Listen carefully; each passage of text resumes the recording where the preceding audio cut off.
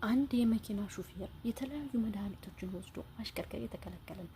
ምክንያቱም በሚያሽከረክርበት ጊዜ መድኃኒቱ የራሱ ሳይድ ኢፌክት ስላለው በማሽከርከር ሂደት ላይ ተጽዕኖ ያሳድርበታል።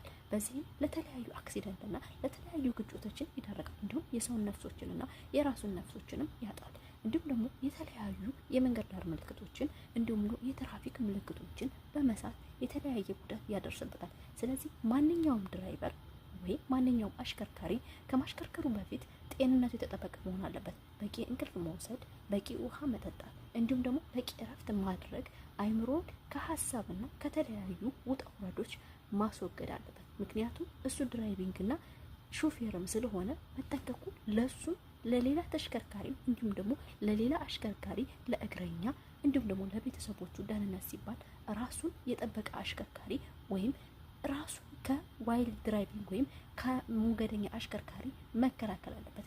ይህና ሌሎች መሰሎች ስለ ድራይቨሪ ወይም ስለ ሾፌር መማር ከፈለጉ ሚስ ፈንዲሻ ዩቲዩብ ቻናል ሰብስክራይብ አድርገው መከታተል እንዳይረሱ። መድኃኒቱን እዚህ ጋር አስቀምጥላችኋለሁ። እንዲህ አይነት መድኃኒት ተጠቅማችሁ ማንኛውንም አሽከርካሪ እንዳታሽከረክሩ። በጥብጥም የተከለከለ ነው። በማንኛውም አሽከርካሪ መጽሐፍ ላይ ማንበብ ትችላላችሁ። ይመቻችሁ።